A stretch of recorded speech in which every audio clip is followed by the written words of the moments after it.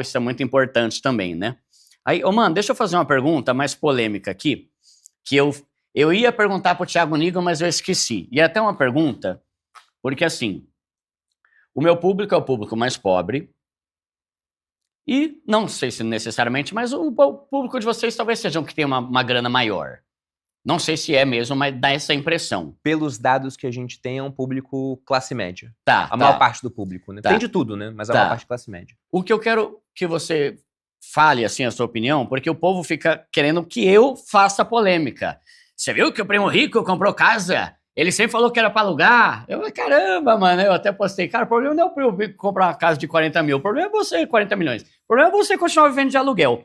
Porque eu, como eu tenho um público baixa renda, eu falo muito do programa Minha Casa Minha Vida, que é um programa que a parcela fica muito barata para quem quer comprar. Sim. E aí o pessoal fica meio que fazendo uma rixa, né? De, tipo assim, vocês são o público para rico, fica falando para comprar, só para alugar. Só que, na verdade, vocês têm casa própria. O que você tem para falar sobre isso? O que é ideal? O que você acha? Para qual público é melhor viver de aluguel ou comprar? Como que foi na tua vida? Sim. Fala aí. Porque não é para causar briga, é porque tem que esclarecer. Você é inteligente e não vai falar uma asneira. Então, tudo que você fala tem que fazer um sentido, né?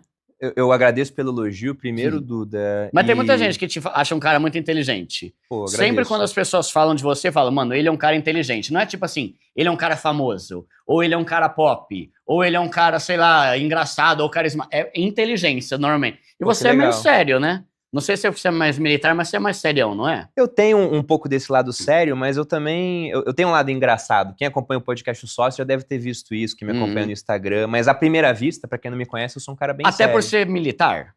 Eu acho que tem a ver com isso também. E filho de militar também? Tem a ver com isso também. Tá. Mas sobre essa questão de casa própria... Então, o pessoal bota muita polêmica nisso, mas é porque eles querem uma resposta simples, sendo que a resposta, na verdade, é um grande depende.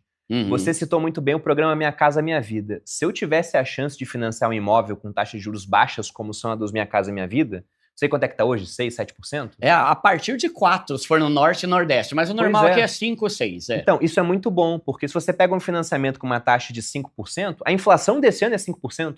Então a inflação pagou a conta do seu financiamento. Se a inflação no Brasil disparar e for para 10, cara, tem alguns anos de financiamento pagos por conta da inflação. Verdade. Então você está tomando dinheiro emprestado por um juros que ele não existe, ele não é real, entendeu? Então nesse ponto, pô, o cara que tem a chance de pegar o Minha Casa Minha Vida deveria financiar? Muito provavelmente sim. Tá. Agora, em outros pontos, para outras pessoas com diferentes situações, aí vai depender de outros fatores. Por exemplo, o Gustavo Cerbasi é um cara que ele fala bastante, olha, eu defendo aluguel até certo ponto, depois eu vou para um financiamento, para outras opções, para comprar a casa, né, à vista ou não, né, vai depender do caso. E aí ele dá um exemplo muito interessante, ele fala, um casal jovem, sem filhos, deveria financiar uma casa? Na opinião dele, não. E eu tendo a concordar com essa opinião dele. Por quê? Se eu tivesse feito um financiamento de um imóvel lá no Rio de Janeiro, talvez eu estivesse lá até hoje.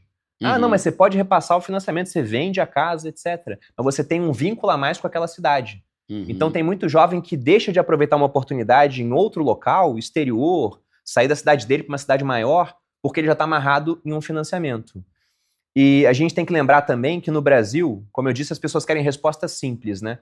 A gente tem aquela lenda de quem compra terra não erra. E não é assim que funciona. Se você pega aquele índice FIPZAP, que mede valorização de imóveis de maneira nacional, você vê que desde 2014 a valorização ela não consegue ganhar da inflação. E aí quando eu posto esse índice, tem muitos corretores que falam, Bruno, isso aí é mentira. Porque eu trabalho com imóveis em Balneário Camboriú e aqui o preço dobra. Ele tá certo, o preço dobra. Lá né? Em São Paulo sobe 30%. Beleza, aí financiar um imóvel aqui que vai subir 30%? Ótimo. Mas há vários locais no Brasil onde o preço do imóvel ele não sobe. Inclusive há locais agora onde o preço do imóvel está caindo. Por isso que a média é puxada para baixo. Vou te dar um exemplo do que infelizmente aconteceu com o pessoal das cidades do sul, que em 2 anos alagaram 3 vezes. Nossa. E quando eu falo alagar, é água passar do teto do estúdio que a gente está agora. Aí esse cara fala, eu não quero mais morar aqui. Só que não é só ele que pensa isso, é ele e os vizinhos todos. Aí todo mundo quer vender o imóvel, mas ninguém quer comprar, o preço do metro quadrado vai lá para baixo. Então, eu não tenho nada contra a aquisição do imóvel. Financiamento pode ser um bom negócio, dependendo das condições, principalmente da taxa de juros e do uso alternativo do dinheiro. Agora, o ponto é que eu não acho sábio que o imóvel seja o único patrimônio que uma pessoa terá na vida. Eu sei que isso não é uma possibilidade principalmente o pessoal mais pobre. Agora, pro cara de classe média, ele já passa a ter outras possibilidades, porque no final, a gente tá jogando um jogo de alocação de ativos aqui. A vida é isso, né? Você tem ativos escassos, tem que alocar eles da melhor forma possível para que eles cresçam mais. Então você tem que pensar sempre, qual o melhor investimento que eu posso fazer com o meu dinheiro escasso? É comprar um imóvel, que eu não sei o quanto vai valorizar, ou investir nesses outros ativos que eu também não sei o quanto vai valorizar. Só que você tem que ver os motivos estruturais por trás. Poxa, eu posso botar uma grana aqui em Bitcoin. Será que vai valorizar mais do que o imóvel ao longo do tempo? Se a gente pega o passado, foi o que aconteceu. Então, a resposta é um depende por causa de N fatores. Sim. Agora eu vou dar um exemplo do momento atual, pegando um público que investe. Né? Por exemplo, o cara está investindo só em renda fixa. Está botando dinheiro no Tesouro Selic, que rende 12,25% ao ano, se a Selic se mantiver igual. Mas a tendência é subir. Tem prefixado pagando 15%. Tem título indexado à inflação pagando IPCA mais 8%. E aí o cara me pergunta, Bruno, apareceu a chance de comprar uma casa. Eu tenho dinheiro para comprar à vista. Compra à vista porque fazer dívida não é legal ou financio? Eu falo para esse cara, financia.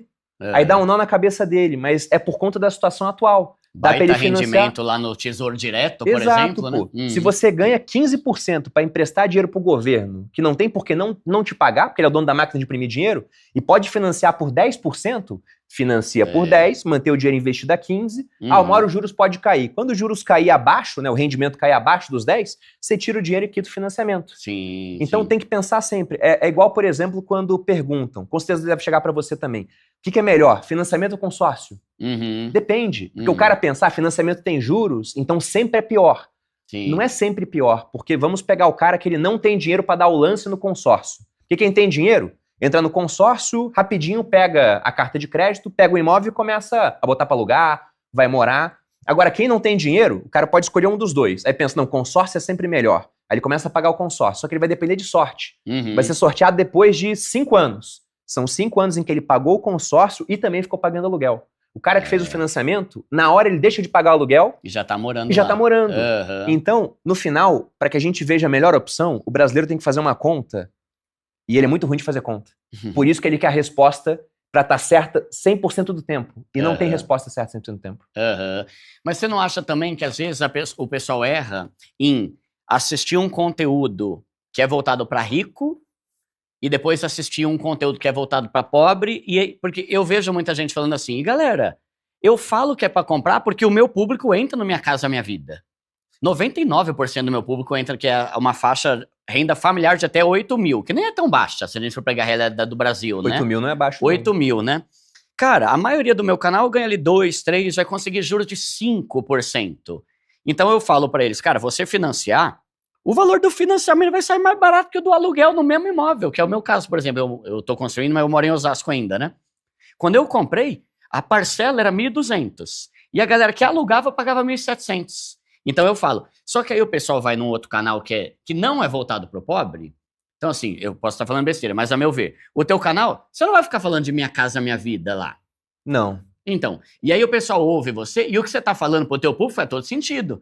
Porque a galera que não entra no Minha Casa Minha Vida vai pagar 10, 11% de juros no financiamento.